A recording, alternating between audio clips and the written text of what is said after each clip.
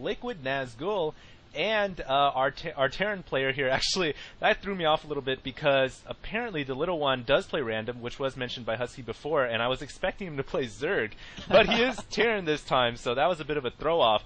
And now the question is Liquid Nazgul going to be prepared? It must have thrown him off his game knowing that, first he lost the first round, and now he's going to be playing against a random race, so he's not solid on his opening build order. Until he knows what the enemy race is. One thing I do want to mention, it is Metropolis, which is traditionally a map for 2v2 or free-for-all, and so it's interesting that the TeamLiquid Invitational chose to use this map for their 1v1 pool, and I'm going to go ahead and let Husky take over because I'm talking too much. Hey guys, what is going on? Yes, as he said, it is going to be a 4-player map. This is actually my favorite 4-player map just because of all the doodads, which I mention all the time on my channel instead of actually talking about the game. But like HD said, it is going to be Terran this time, which anyone who can get to the round of 4 in a tournament with such top-tier players like Wyra and stuff like that is pretty much my hero as random. And so it does look like Liquid Nazgul is going to scout him right now. He is, since they are at cross positions, you almost always scout them right away, and he is going to be able to scout inside the base before that second supply depot gets down. At least I think that broke in there. There we go. So HD, what do you think? You think Liquid Nazgul is going to be able to do at least a little bit better than he did in game number 1? I do think so, yes, because this time Liquid Nazgul, he does have the early scout in. He knows exactly what's going on inside of the Terran player's base. And on top of that, they are cross positions from each other, so he should be a little bit less vulnerable to some kind of an early attack like we saw last game, which ended in less than 10 minutes. So hopefully we're going to be in store for a nice long game. I'm kind of curious to see what build TheLittleOne goes. He is getting his orbital command right at around 16, which that's pretty standard. And it's just kind of cool to see someone be able to know all the basic build orders for every race. I mean, the game hasn't been out that long, and so to be able to master those, like, he was macroing like crazy with Zerg, and so I'm kind of curious to see how good he's going to be with Terran, and if he's going to go kind of what I would consider standard, getting 3 barracks, and then slowly teching towards the medvacs. I'm just kind of curious to see if he'll do that. But Liquid Nazgul, I feel kind of bad because game number 1 was so short, but we'll see how he fares off in this second game. One thing we do see is a tech lab coming out right away on the racks, and there is a Marauder coming out of the tech lab, so we could be expecting a bionic build from the Terran player. And I've got to say that M&M, Medic, Marine, and Medevac, Marine, and Marauder is quite the mouthful. Yes, it is quite the most powerful build as well for Terran players in almost every matchup, and it is their bread and butter, really. Look at that probe going down to 2 shots. And yes, there is one more racks going up, and I would expect a third one coming up soon as well.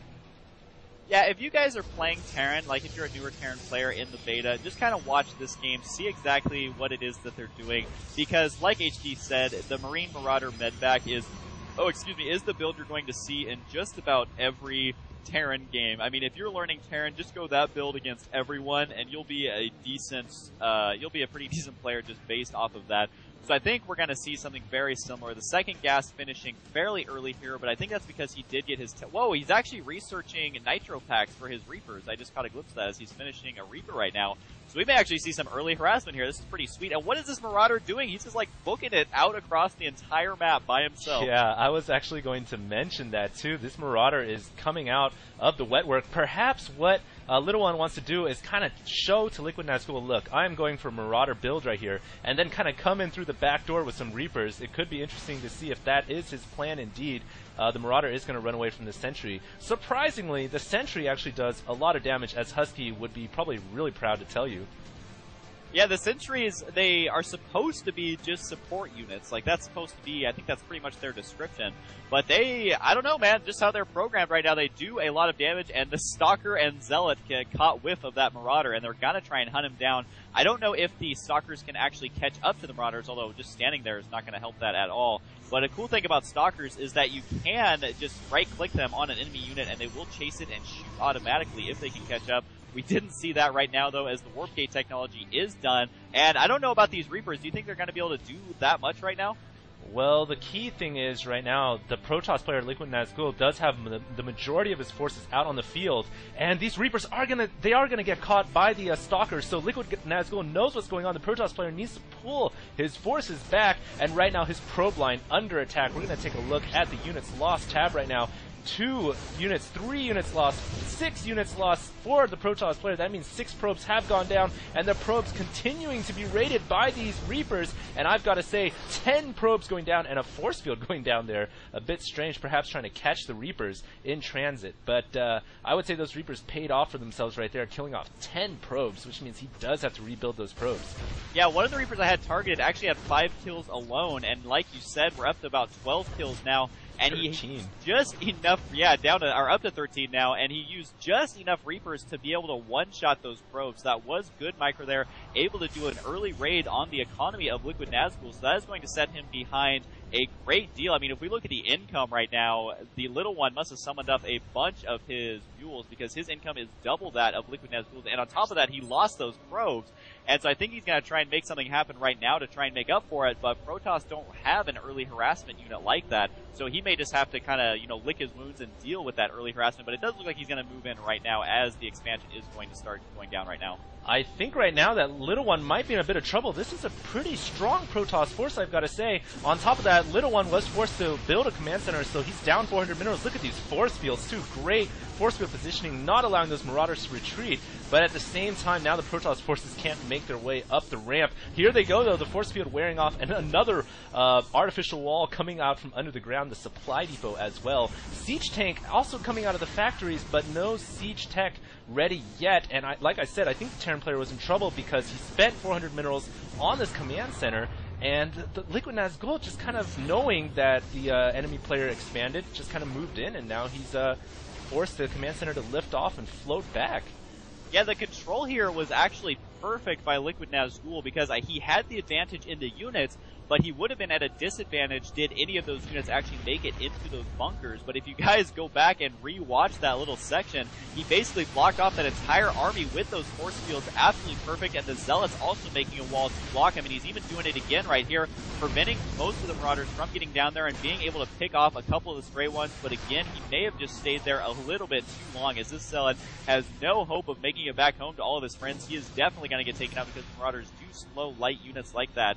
And, oh wait, maybe he will make it back. Maybe I'm just a big jerk. Yeah, I guess he will. So, I don't even know what I'm talking about, but Immortals are on the way. And again, Liquid Nazgul did quite a bit of damage there, but looking at the units lost, the cost for both players is about the same. But really, when you lose the probes, you lose a lot more than these numbers will actually show. Yeah, and Immortals, for Husky, they are the ultimate counter to the Marauder, are they not? They are very strong against Marauders. Yeah, they don't do as much damage versus the Roaches as they do against Roaches, rather, but they are very good against the Marauders. What you have to be careful with the Immortals is the lighter units, like even the Reapers and the Marines. They're the ones who really kind of just plow through the shields of the Immortal. Speaking of Reapers, there's 3 more actually coming into the play right here, and they might try to hop. They're not going to be able to hop into the main base from that position, though. But yeah, those jetpacks aren't nearly that powerful, but I think he's just regrouping his army. And look at this, running right into the Stalkers. So Liquid Nazgul not going to fall for this trick twice, and even an Immortal spawning over here. So this harassment is blocked off by that Immortal. Those Reapers were actually stuck on top of that Immortal, so he kind of regained a little ground there as the Reapers aren't cheap. I mean, 50 minerals, 50 gas, that stuff starts to add up if you lose that many. So it looks like Liquid Nazgul going to kind of redeem himself just a little bit there for a couple of minutes at least. Yeah, and I think right now we might be approaching the mid-game as the harassment has sort of died down. The Terran player has now kind of bunkered in with 2 bunkers at his natural expansion, as well as 2 siege tanks. That Observer going down there. And Observers now, if you guys didn't know, have had their costs increased to, I think, 100 minerals, 100 gas. At least it is 100 gas, so that is kind of a hefty loss there, because, of course, gas is the most valuable resource during the mid-game. And here look at this, he's actually putting a starport as part of his wall-in right here. And he's basically walling in this entire choke at his expansion. I'm talking about the TheLittleOne. Hopefully you're looking over there.